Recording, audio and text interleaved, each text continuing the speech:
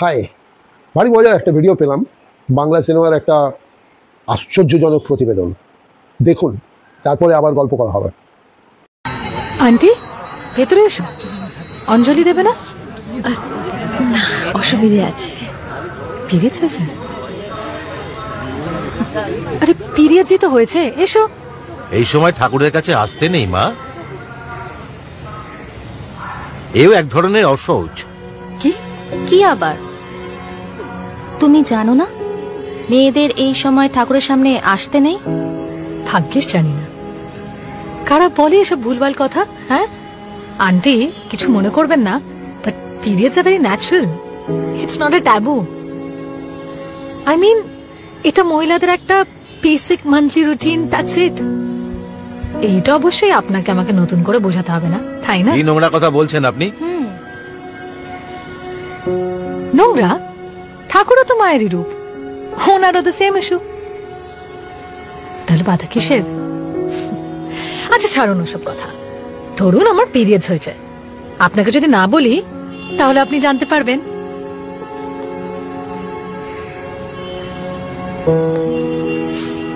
এবার একটু পাল্টান।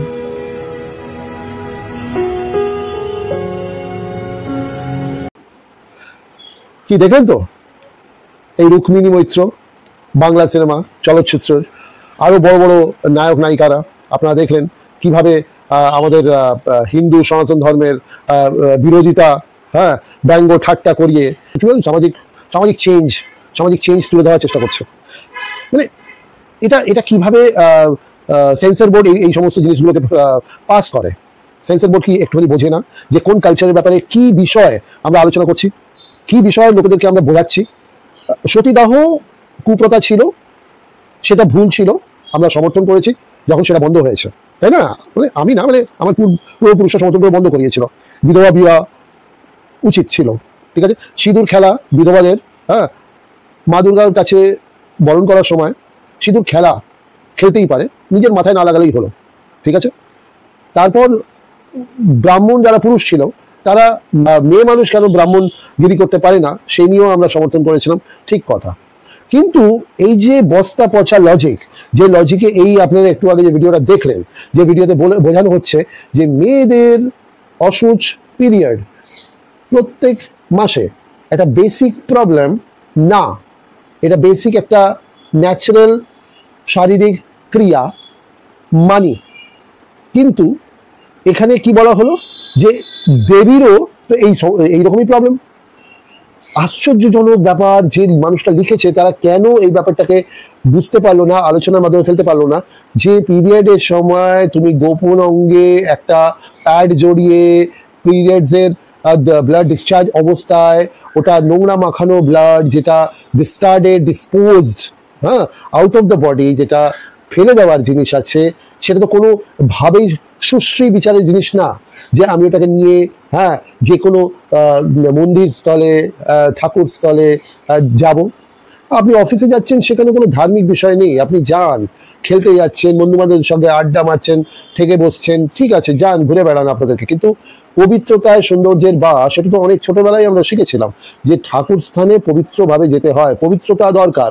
যদি এই পিরিয়ডসের যে রিলিজগুলোকে যদি আপনারা মনে করেন যে ঠাকুরেরও হয় বলে আমাদের হচ্ছে, তো কি হয়েছে, আমরা যেতেই পারি, তাহলে আপনি ভেবে দেখুন যে মানুষেরা, বড়রা হাগিস পরে যদি তার মলমূত্র ডিসচার্জ হচ্ছে, তার জন্য পেট খারাপ হয়েছে, তার জন্য তিনি হাগিস পরে যদি মন্দির স্থলে, ধার্মিক স্থলে যান, আর সে ডিসচার্জ হচ্ছে, কারণ সেটা হচ্ছে ন্যাচারাল ক্রিয়া, ডিসচার্জ হচ্ছে, তার পেট খারাপ হচ্ছে, কারণ তার শারীরিক অসুস্থতা আছে, দুর্বলতা আছে, সে ডিসচার্জ করছে, ঠিক আছে। কিন্তু সেটা কি পরে আমরা হাগিস পরে, ওই বয়স্ক লোকেরা কিংবা অসুস্থ মানুষেরা ওই হাগিস পরে, যার মধ্যে মলমূত্র জমা হয়ে আছে, ওই অবস্থায় কি সে ঠাকুর স্থানে, পুজোর স্থলে যাবে, ধার্মিক স্থানে যাবে? এখানে কোনো হিন্দু সনাতন ধর্মের উল্লেখই হচ্ছে না। এখানে সত্যি কথা বলতে গেলে সবই ধর্মের ব্যাপারে আমি ভাবছি যে আপনি কি এই অবস্থায় চার্চে যাবেন, এই অবস্থায় কি আপনি মসজিদে, মন্দিরে, গুরু দ্বারায় কি আপনি যাবেন? আপনি ভেবে দেখুন তো, যাওয়াটা কি উচিত? আপনার মনে হয় না যে এই পিরিয়ডসের যে রিলিজের যে ডিসপোজড আর নোংরা যে ব্লাডটা যেটা শরীর থেকে ত্যাগ করা হচ্ছে, হ্যাঁ, মল ভেবে ত্যাগ করা হচ্ছে। সেই ত্যাগ জিনিসটার ধারণ করে কি করে একটা মহিলাকে এই সিনেমার মাধ্যমে বোঝানো হচ্ছে যে এটা কোনো ব্যাপারই না, তুমি যেতে পারো এটাকে নিয়ে, হ্যাঁ, ঠাকুর স্থানে। মানে একমাত্র এইরকম নোংরা ধরনের বিচারের লোকেরা যে কি কোন স্কুলে শিখেছে, কোন সমাজে থাকে, যে তারা এইটুকু বোঝে না যে তাহলে তো যে কোনো লোক পায়খানা করে পায়খানা মেখে একটা হাগিস পরে হাগিসের মধ্যে মলমূত্র রেখে সে বলবে যাচ্ছে কেন, কেন যে ঠাকুরেরও তো পায়খানা হয়, ঠাকুরও তো মল ত্যাগ করে, তাই না?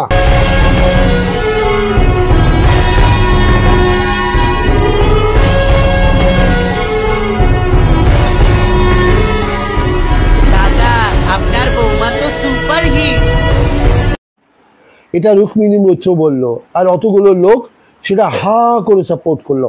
আশ্চর্য, দোহাই সিনেমা জগতের অবস্থা। এগুলো কি ইন্টেলেকচুয়াল সিনেমা?